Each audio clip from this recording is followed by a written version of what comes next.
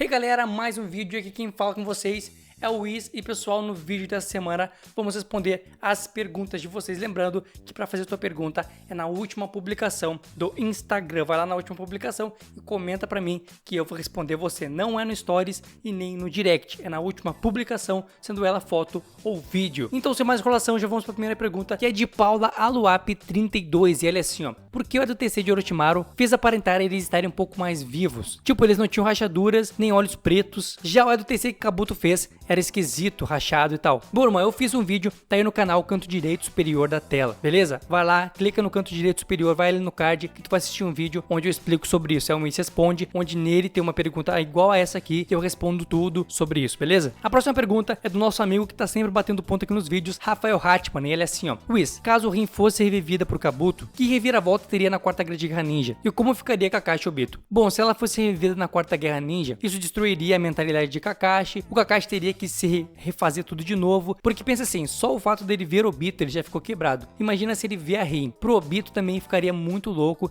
ele ficaria irritado demais, talvez ele ficaria mais bolado ainda e não conseguisse vir pro lado do bem, ou melhor, ela faria ele ir pro lado do bem mais rápido, porque ele vendo ela conversaria com ele e tal, e ele talvez fosse antes para o lado do bem, pelo fato da Rin estar ali. Essa é a minha opinião, mas eu quero saber a opinião de vocês. O que aconteceria se a Rin virasse uma EduTC na Quarta Guerra Ninja? Deixem pra mim nos comentários. A próxima pergunta é de Assassino Cerebral, ele é assim, ó: Kakashi superou Minato. Não é uma pergunta, uma afirmação. E o que vocês acham? Kakashi de fato superou Minato? Na minha opinião, não. Mas eu quero saber a opinião de vocês. Quem superou quem aí? Kakashi ou Minato? A próxima pergunta, de novo, é do Rafael Hatman, ele é assim, ó: Wiz, e Naruto Shippuden no encontro dos Jinchuriki, o quarto Mizukage diz que sempre quis conhecer Naruto, mas como ele sabia que Naruto era o Jinchuriki da Kurama, se o terceiro Hokage mandou esconder que ele era filho do quarto Hokage e vice-versa? Bom, irmão, temos duas questões aí, que eu acho, e por eu achar, obviamente, é minha opinião. Primeiro, a ligação dos Jinchuriki e as Biju. Talvez quando ele morreu, ele teve um contato com a Biju dele, com Três Caudas. E esse contato com Três Caudas ligou ele com a Kurama. Ligando com a Kurama, ligou ao Naruto.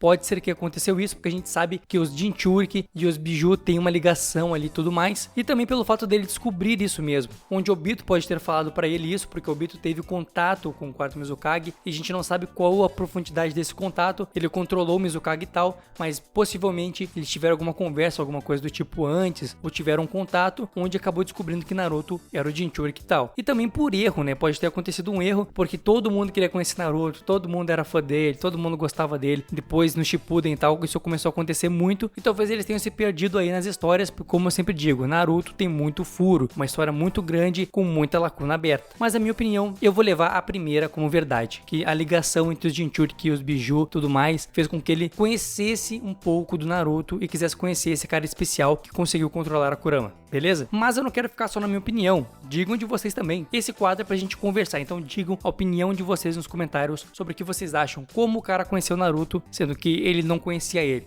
Então deixa nos comentários aí. A próxima pergunta é de Cauã de Fidelis, eu acho que é assim que se fala. Ela é assim, ó: já que Orochimaru queria viver para sempre, por que ele não pegou o corpo de Hidan? É o quê?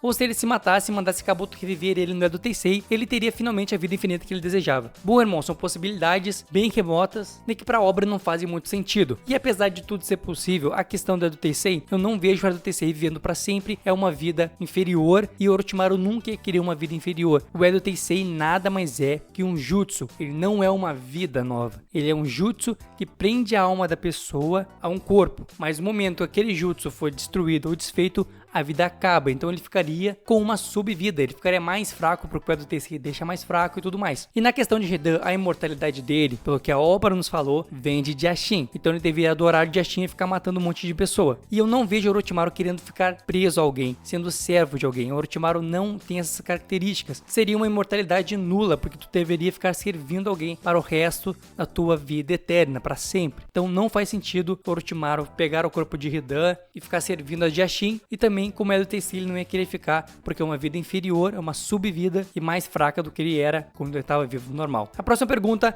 obviamente, é do Rafael Hatman, e ele é assim, ó: Wiz, se na fase clássica de Naruto ele descobrisse que era filho do quarto Hokage, ele poderia mudar seu comportamento, amadurecer e aprender jutsus do seu pai com o Jiraiya? Bom, irmão, obviamente ele poderia amadurecer, poderia mudar seu comportamento, mas eu não vejo assim. Eu acredito que ele ficaria soberbo e se acharia, e isso faria ele ficar mais fraco e não dar ouvido para as pessoas, porque a característica maior do personagem é ele ser humilde, é ele sempre participar das coisas, é ele aprender, ele não tem medo de errar, ir pra cima e tal. Se ele soubesse que ele era filho do quarto Hokage, na minha opinião, isso não é verdade dos fatos, essa é a minha opinião, eu acho que ele ficaria um pouco soberbo e ficaria de certa forma arrogante, onde ele pensaria, eu sou filho do quarto Hokage, então eu já tenho poder, então eu já tenho a característica de ser forte, então possivelmente eu também vou ser Hokage. Ele não se esforçaria tanto quanto ele se esforçou, porque ele achava que ele não era ninguém, e ele pensava assim, eu não sou ninguém, eu quero me tornar o cara mais forte, então eu tenho que me esforçar muito pra isso. E se ele soubesse que ele era filho do quarto Hokage, na minha opinião, ele pensaria assim, eu já tenho predisposição a ser aquilo, então eu não vou me esforçar tanto porque eu não preciso. Se eu fizer o básico aqui,